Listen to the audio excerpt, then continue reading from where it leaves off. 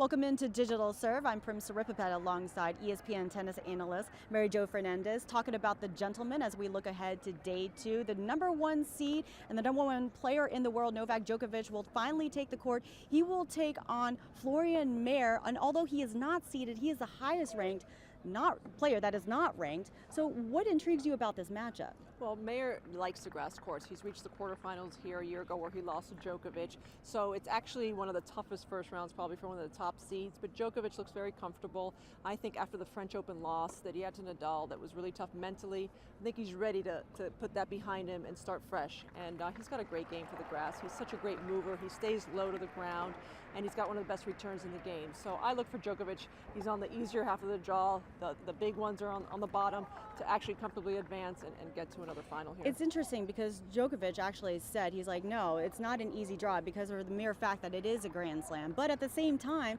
when you have Roger Federer and Rafa, Andy Murray and Joe Willie Tsonga, you would have to think that, yeah, it is a bit of an easy draw. I mean, on paper, he definitely got a bit of a break, but yes, you still have to get through your matches, and upsets, especially the first couple of days at Wimbledon, are, in the air because you never know with the slick courts. It's damp, they're slippery, you're going to have falls. But on paper, it does seem like Djokovic should advance quite comfortably through his section. One thing that we're going to see on Tuesday, there's going to be a number of Americans. A total of 9 American men will take the court, one of them being Sam Querrey, who will take on Bernard Tomic.